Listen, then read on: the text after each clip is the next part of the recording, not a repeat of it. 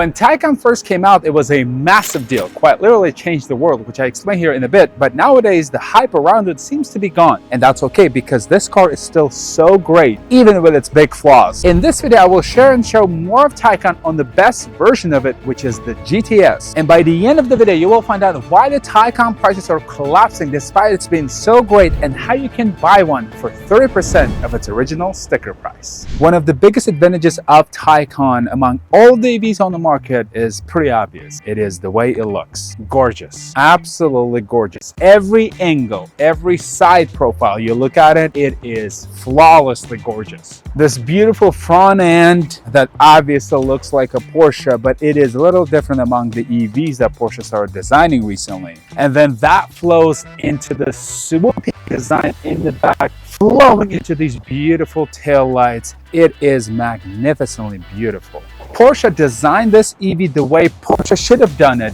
and they've done it so well. Again, from every angle you approach this car, you're gonna immediately see Porsche's signature design touch, and it is beautiful. I don't know what to say about this design more, because it is just so beautiful, and I can't say anything bad about that at all. It is just so beautiful. Well done, Porsche. And I specifically like the front end of it with its tail lights and the running daylights with these 4 dots, 4 lines. It is beautiful. And it says Porsche LED matrix system on the taillight, and it just looks so cool. What about the interior? Let's take a look. As you enter the interior, you're immediately gonna see the Porsche signature start and stop button on the left, just like they used to do back in the Le Mans racing days. Even though this is an electric car, has a start stop button on the left, and that's how you start and stop the car. Obviously, there's not a lot of buttons, which probably gonna annoy some people. There's only a couple buttons and controls on the steering wheel itself, but everything, including climate control and heated and ventilated seats, all controlled on the screen next to the cup holder. I can see how that might be annoying, but that's what Porsche is doing nowadays, and you have to just deal with it. But besides those buttons on the steering wheel, all you see around is just screens. There's an old school clock right in front of you still, but everything else just so modern, so futuristic. Even the passenger side has its own screen. So whenever you disagree about the music choice, you're probably gonna have to fight your passenger, because fortunately for the passenger, he or she has the controls, and unfortunately for you, you're gonna have to fight your passenger for the music you want to listen to. As you enter from the passenger side, the first thing that I pay attention to is the driver's gauge cluster. It is very swoopy, and it looks so cool. And it is partially a touchscreen, which is awesome. But speaking generally, this interior is just an amazing place to be. Very, very, very well put together. Everything feels nice. You can tell top-notch materials were used to create this interior. And this is the biggest advantage over the Model S that this car was created to compete with. Bravo, Porsche. The interior quality and the layout is another advantage that Taycan has. And now let's get into the back of Taycan. Because of the swooping design in the back, you might say that it's not gonna have enough space in the back, but I'm 6'3". I have enough legroom here, and I even have enough headroom, and it's all thanks to this absolute massive, majestic glass. This is amazing. From the front, it's not that noticeable, but in the back, it feels so open space. It feels so big in here. It is amazing. This is beautiful. And technically, this car is a 4-door coupe, so you can't really expect that much space. In the back, it has only 2 seats. But as a relatively tall person, I sit here pretty comfortable. Everything feels great. Everything looks great. It is a beautiful place to be in the back of a Taycan. And then as we're approaching the back of it to talk the trunk space, I just want to admire how beautiful it is from the back.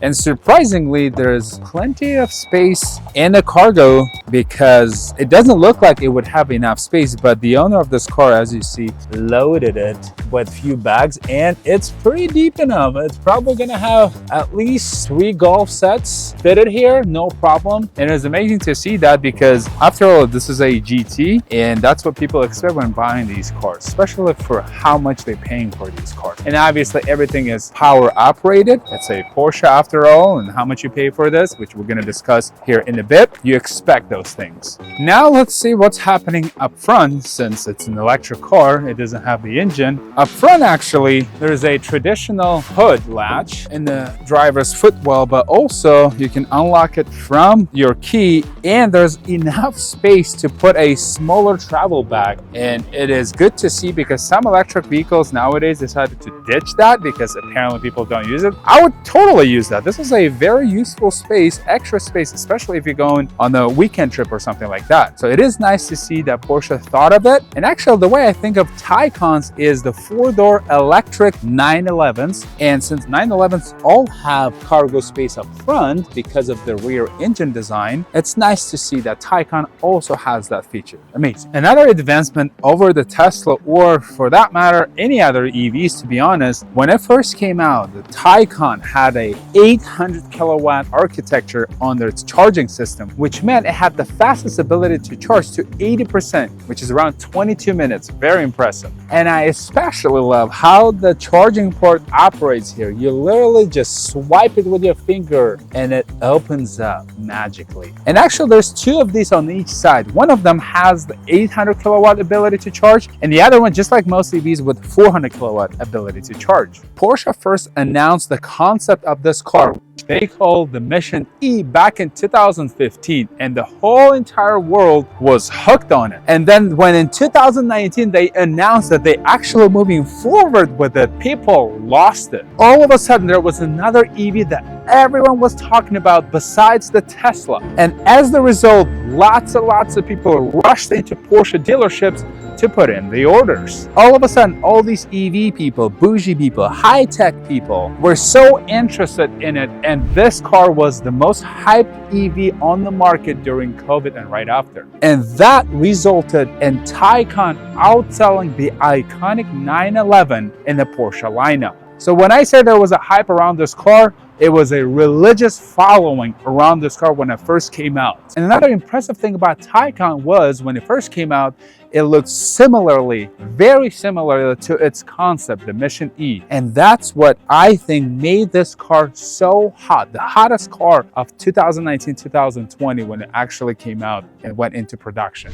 Now, despite all of the advantages this car has and all the cool things that this car offers, we have to talk the flaws, and those flaws are the reason why this car loses so much value in depreciation in literally 12, 18, 24 months. And number one would be, it's just too expensive. The base model Taycan starts at around $100,000 before options, and you get a pretty pathetic electric range at around 206 miles. That's just too little. And if you opt in for the top of the line Turbo S, you're paying well over $200,000, and with options it could get to like $230,000, $240,000. That's what brand new model costs. So the only reason to buy Taycan brand new and justified is for taxation reasons. The curb weight of this car is around 6,000 pounds, so it does qualify for bonus depreciation. And all these bougie people, entrepreneurs, big business owners buy these cars and write them off against their income. And that's the reason why the owner of this car actually bought this car and paid over $160,000. And now just a year later, you probably can pick this up under $70,000 pretty easily. This is the GTS model, which is considered in Porsche lineup the sweet spot. It's a driver's Taycan with the longest electric range, and unfortunately it's only at 246 EPA rated.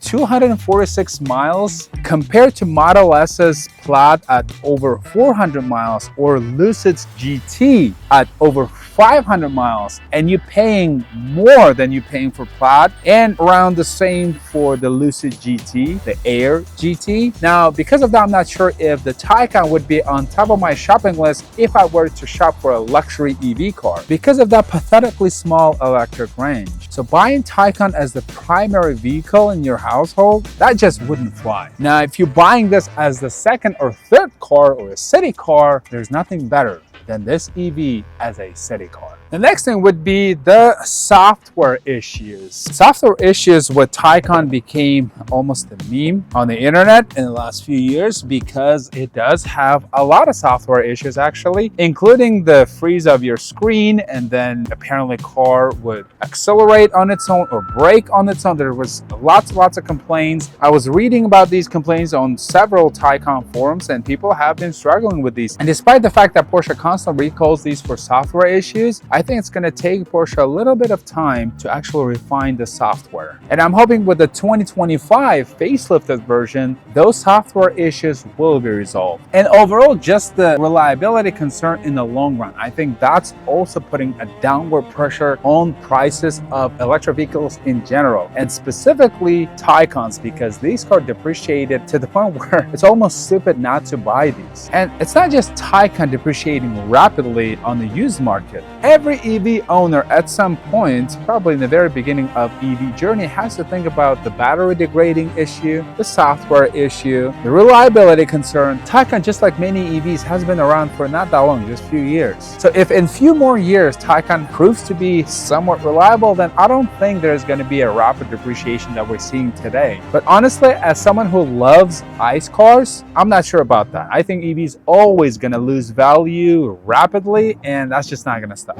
But one more thing for sure about the Taycan and its biggest advantage, besides its looks, besides its quality and the interior, is the way it drives. And before we hop into it and drive it off again, I want to talk the performance real quick. The GTS, in my opinion, the most desirable trim of the Taycan, has 590 horsepower and 626 pound-feet of torque, which is similar, actually the same exact amount that Turbo S has, but it costs almost $80,000-$90,000 more. And 0 to 60, the GTS does in 3.5 seconds, compared to Turbo S, which costs a lot more, around 2.5 seconds. So going fast is not that special, and I would definitely not pay significantly more just to go 1 second faster. And that's why GTS, in my opinion, is the sweet spot. It is the best model, and it is the best handling version of all the Taycans out there. And compared to all the Taycans, even though it's still small, it has the biggest range too. Now let's get back behind the wheel.